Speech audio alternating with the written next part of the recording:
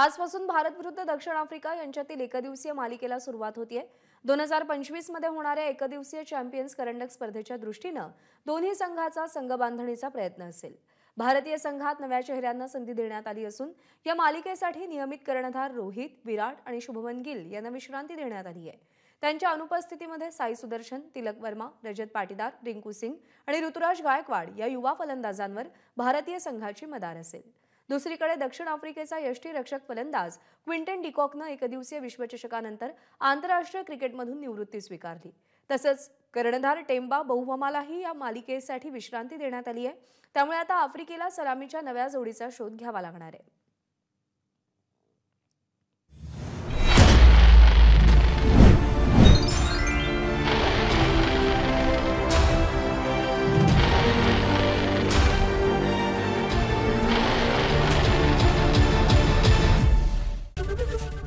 ABP माझा, उघडा डोळे बघा नीट।